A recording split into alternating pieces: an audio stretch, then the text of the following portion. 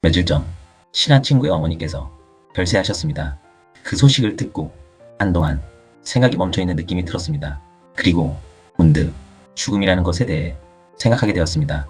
우리는 보통 죽음을 두렵고 슬픈 것으로 느끼게 됩니다. 하지만 조금 다르게 바라볼 수도 있을 것 같습니다. 어떤 관점에서는 죽음이란 끝이 아니라 인생이라는 시간을 마치고 하나의 과정을 마무리하는 순간일지도 모릅니다. 그래서 어떤 분들은 고인은 인생이라는 큰 공부를 마치고 졸업하시는 것이라고 말하기도 합니다. 그래서 잘 죽기 위해 사는 것이 아니라 잘 살아야 잘 마무리할 수 있다고 이야기하기도 합니다. 결국 하루하루를 어떻게 살아왔는지가 그 마지막 순간이 무게를 결정하는 것일지도 모릅니다. 그래서 어떤 관점에서는 죽음이라는 순간이 내 인생이 헛되지 않았음을 조용히 증명하는 하나의 마지막 관문일지도 모릅니다. 그리고 평소에 나 자신을 갖춘 공부를 게을리하지 않았다면 그 마지막은 두려움의 시간이 아니라 어쩌면 가장 평온하게 내려놓을 수 있는 하나의 순간이 될 수도 있을 것 같습니다. 그래서 우리가 해야 할 일은 죽음을 두려워하기보다 지금 이 하루를 어떻게 살아갈 것인가를 조금 더 생각해 보는 것일지도 모릅니다. 그리고 남겨진 사람의 입장에서 또 한번 생각해 보게 됩니다. 사랑하는 사람을 떠나보낼 때 우리는 슬픔 속에서 그 사람을 붙잡고 싶어 합니다. 하지만 어떤 관점에서는 그 마음이 오히려 고인이 된 분이 편안히 떠나지 못하게 붙잡고 있는 것일지도 모릅니다.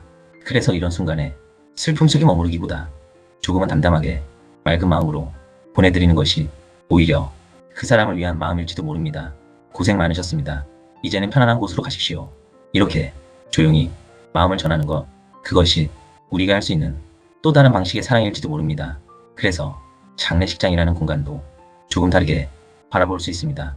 그곳은 단순히 슬픔을 나누는 곳이 아니라 어쩌면 내 삶을 돌아보는 하나의 공간일지도 모릅니다. 남의 죽음을 보면서 내 삶은 어떻게 흘러가고 있는지, 나는 어떻게 살아가고 있는지 조용히 되돌아보게 되는 순간입니다. 그래서 어떤 의미에서는 상가집은 나의 미래를 미리 바라보는 하나의 공부방일지도 모릅니다. 그리고 조의금이라는 것도 그저 건네는 돈이 아니라 죽음을 통해 내 인생을 점검하는 시간에 나의 인생의 공부 비용을 내고 들어가는 것일지도 모릅니다.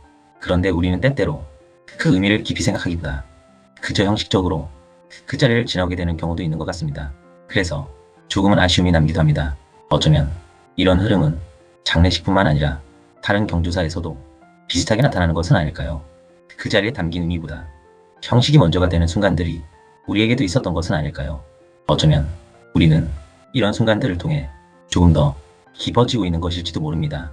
죽음은 끝이 아니라 잠시 잊고 있던 무거운 육신을 내려놓고 본래의 모습으로 돌아가는 과정일지도 모릅니다. 그래서 그 순간이 슬픔만 있는 시간이 아니라 조용히 존중하고 보내드리는 시간일 수도 있습니다. 어쩌면 우리는 누군가의 마지막을 보면서 정작 내 삶을 다시 바라보고 있었는지도 모릅니다. 그리고 그 시선이 조금씩 나를 더 단단하게 만들어가고 있는 것일지도 모릅니다.